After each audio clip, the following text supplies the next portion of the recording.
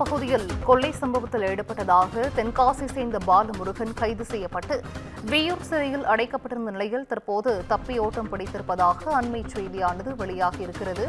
கூடுதல் விவரங்களை செய்தியாளர் ஹேமலதா வழங்கிட கேட்கலாம். ஹேமலதா, வணக்கம். இது குறித்தான விவரங்கள்.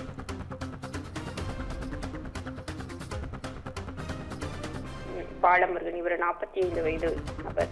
இவர் பார்த்தீங்கன்னா தமிழகம் மற்றும் கேரளாவில் பல்வேறு கொள்ளை சம்பவங்கள் இவர் மேல உள்ளது. சுமார் 53 வழக்குகள்ல இவர் குற்றவாளியாக கருதப்பட்டுள்ளார். இந்நிலையில பார்த்தீங்கன்னா இவர் கேரள மாநிலத்தில் உள்ள மூணாறு மறையூர்ல ஒரு கொள்ளை சம்பவத்தில் ஈடுபட்ட பொழுது கேரளா போலீசார் கைது செய்து தற்பொழுது திருச்சூர் மாவட்டத்தில் அருகே இருக்கக்கூடிய வியூர் மத்திய சிறையில் அடைக்கப்பட்டுள்ளார். இந்நிலையில பாத்தீங்கன்னா தமிழக போலீசார் ஒரு வழக்குக்காக, அதாவது விருதுநகர்ல இருக்கக்கூடிய ஒரு வழக்குக்காக இவரை வியூர் மத்திய சிறையிலிருந்து தமிழக போலீசார் நேற்று அழைத்து சென்று விருதுநகர் நீதிமன்றத்தில் ஆஜர்படுத்திட்டு மீண்டும் சிறையில் அடைப்பதற்காக போலீசார் அழைத்துள்ளனர். அப்பொழுது பாத்தீங்கன்னா வியூர் சிறை அருகே வந்தபோது தான் இயற்கை உபாதை கழிக்க வேண்டும் என்று தமிழக போலீசார்கிட்ட தெரிவிச்சிருக்கோம். உடனடியாக அவர் கைவிலங்கு அகற்றப்பட்ட பொழுது பாத்தீங்கன்னா போலீசாரை தள்ளிவிட்டு அங்கிருந்து தப்பி ஓடினார்.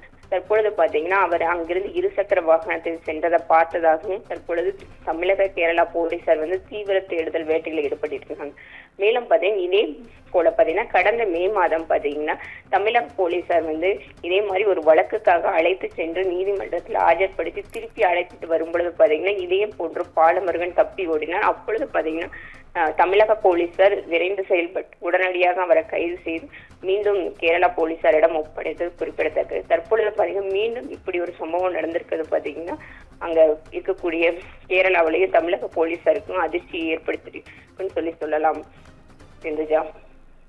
விவரங்களை வழங்கியமைக்கு நன்றி ஹேமலதா.